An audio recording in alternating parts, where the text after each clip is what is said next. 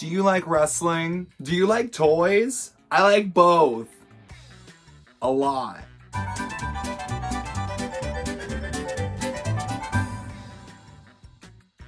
What's up, everybody? It's your dad bod demigod. My name's Joey Mayberry, and welcome to my channel because honestly, today we're going to be talking about one of my favorite things in the entire world, which is professional wrestling.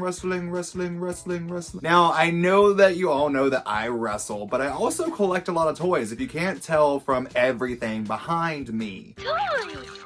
Yes, toys. So I wanted to start a series where I talk about toys, and I thought that the best way to start this would be for like the unsung heroes of the toy kingdom in professional wrestling, the ones that we don't really talk about and the ones that we don't really discuss too often, which are plushies. There's been a number of different kind of plush things that WWE, WCW, even AEW at this point have produced throughout the years. And a lot of them are pretty common knowledge. Some of them are downright terrifying. Some of them are adorable. Then you have whatever this Ryback thing is. But I want to go through a brief history discussing some of the cool things, some of the weird things, and a lot of the fun things. So let's dive right on into this and start talking about some stuff. So we have to talk about the OG WWF plushies, which are the Brawlin' Buddies. Choosing the newest WWF wrestling buddy, Big Boss Man and Jake the Snake Roberts. These have, been a staple of pretty much professional wrestling culture since the 1980s. When they went away for a while, people were clamoring for them to get back. Give me back that filet-o-fish. Give me that fish. And they did bring them back with new superstars like John Cena, all the way up to Finn Balor. Even AEW has hopped up on this trend, but it really is this classic superstar line that really is just cemented in everyone's brains with superstars like the $1 Million Man, the Ultimate Warrior, and of course, Macho Man Randy Savage. But it wasn't just WWF that got him. Of course, WCW released their own version because they were rivaling WWF, but WCW did not shy away from plushies either. Here's Johnny. They released beanbag brawlers, which these things are hilarious and somewhat downright terrifying. I'm pretty sure Kevin Nash with his lion face and mane and his weird poses, he looks like if Dudley Do-Right was an exotic male dancer. And they just keep getting worse. Bret Hart looks like a character from Daria. Slapnuts Jeff Jarrett, he's here. Then Goldberg looks like Gilbert, to be honest. And Sting looks like if Ace Frehley got hit by a car. WCW got a little bit weird, but then WWF fired back and says, we can get weirder. Because they released bone-crunching buddies. These things look like if clothes hangers had legs. They're so terrifying. The plastic heads on top are pretty much the only thing that would make you know this is supposed to be this professional wrestler. They are the most oblong, terrifying things I've ever seen, but I kind of really want one. They're a little bit, nostalgically cute, I guess. Oh, it's kind of cute. But then we went from something that was a little too detailed and weird to something that was the bare minimum. Bare minimum! Okay, because we're talking about bears. These little beanie bears were honestly nothing. Nothing. They were just WWE said, hey, there's some bears, let's put some writing on them. The only exception, honestly, being Sable, because she had the handprint.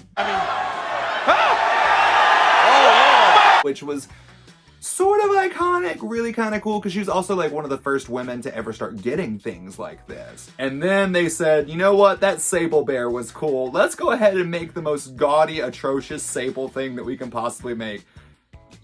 Actually, that's not true. The action figures that were made by Jax were pretty terrifying.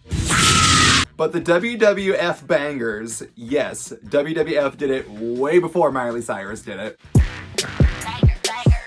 These were kind of I don't remember what they were necessarily called back in the day, but they were slammers. You hit them, they make a noise, they say things. But these were WWF superstars, and the only one that I'm okay, this one is no is Sable. Sable does not look like Sable. She looks like some generic Karen who, actually not generic Karen, she looks like Jersey Karen. Jersey Karen went to the store. This is her store outfit with her knock-knocks and her chi-chis all out, just being like, hey, I want to buy some grapefruits. Don't need them. Already got them. But let's go ahead and skip forward a little bit into the Ruthless Aggression era, because then we got these gems.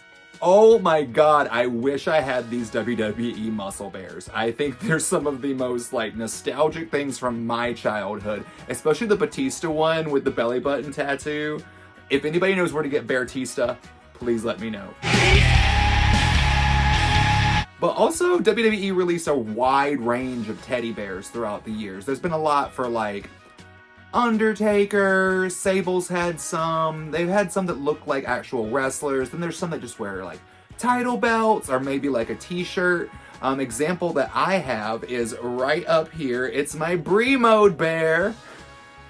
I was so excited there was a Brie Mode version of this teddy bear. Legit, I was buying, I think it was an action figure. No! I was buying my Bella Twins headbands, and that popped up as an additional like $5. And it was like, do you want this Brie Mode bear? And I was like, yeah, I want that Brie Mode bear. I think WWE should do, honestly, more teddy bears. I think they're really marketable. I love the ones they've been pushing out recently, like the Cody Rhodes bear, the Stone Cold Steve Austin. They're really, really cute, and honestly, they're a great selling point, because who doesn't like a teddy bear? Who doesn't? No. Oh, you love stuffed bears. Come on. I'm really not You're kidding. gonna Dad, I'm need not these. kidding. Come No, on, Daddy, Daddy, don't don't go.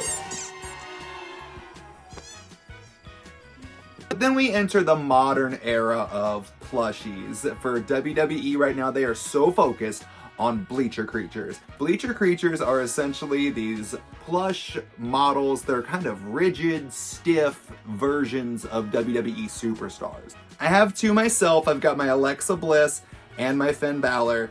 I kind of also want to get the new Alexa Bliss that's in her like scary wardrobe, but she's actually scary. They've also released these new Kurucha. I don't even